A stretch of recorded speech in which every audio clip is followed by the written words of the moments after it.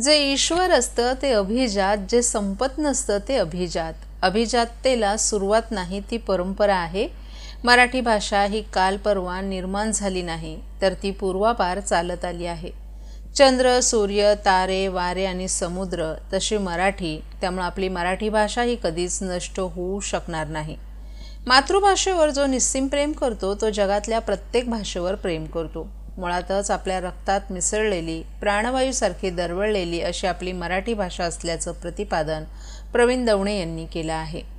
मराठी भाषा संवर्धन पंधरवड्याच्या निमित्तानं ठाणे महानगरपालिकेतर्फे आयोजित करण्यात आलेल्या विविध उपक्रमांचा सांगता सोहळा आणि पारितोषिक वितरण समारंभ महापालिका मुख्यालयातील नरेंद्र सभागृहात संपन्न झाला. या निमित्तानं कवी, साहित्यिक प्रवीण दवणे यांचं मराठी भाषेचं अभिजात सौंदर्य या विषयावर व्याख्यान आयोजित करण्यात आलं होतं.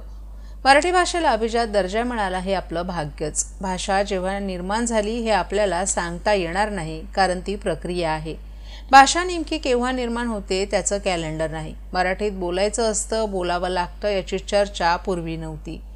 परंतु पुढे काय बिनसलं, भाषेचं सुद्धा मार्केटिंग करता येतं हे क्लुप्तीबाजांना कळलं असावं. त्यामुळे जागतिकीकरणाच्या रेट्यात इंग्रजी भाषेचं महत्त्व वाढत असताना मराठी भाषेचंही तितकंच टोकाचं आहे हे अधोरेखित करण्यासाठी आधीच्या पिढ्या कमी पडल्याची खंतही दवणे यांनी यावेळी व्यक्त केली.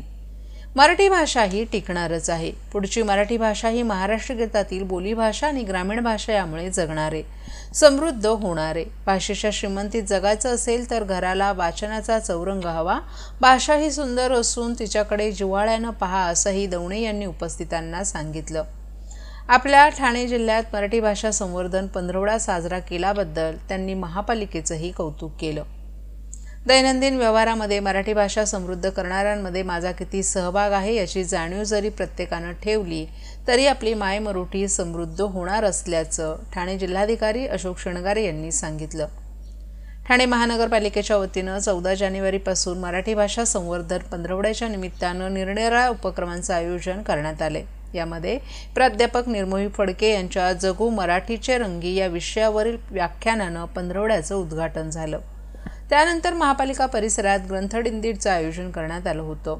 तसेच नरेंद्र सभागृहात नवीन आणि जुन्या पुस्तकांचं प्रदर्शनही आयोजित करण्यात आलं होतं. त्यात प्राच्यविद्या अभ्यास संस्था, साहित्य अकादमी, मॅजेस्टिक बुक डेपो, वयम मासिक, सुधांश पब्लिकेशन यांच्या दालनांचाही समावेश होता. आंतरराष्ट्रीय ख्यातीचे सुलेखनकार अच्युत पालव यांच्या सुलेखनाची कार्यशाळाही या काळात आयोजित करण्यात आली होती. विद्यार्थी गटात कविता वाचन स्पर्धेत प्रगती शिर्के, हर्षिता बिडवई, गद्य वाचन स्पर्धेत तनुजा कदम, दिवाकर खांडेकर, कथाकथन स्पर्धेत हार्दिका गांगोडा, तनया म्हात्रे, वक्तृत्व स्पर्धेत वरुण यादव, चिन्मयी करंजकर आदीही विजेते ठरले. शिक्षक, महापालिका अधिकारी आणि कर्मचारी यांच्या गटात निबंध स्पर्धेत मिलिंद पाटील, डॉक्टर मयुरी नवथळे, शुभांगी केसवानी, चित्रा पाटसुते, नीता नवले, अमेय कुंभार, माधुरी बागडे, श्रुती सावंत आदीही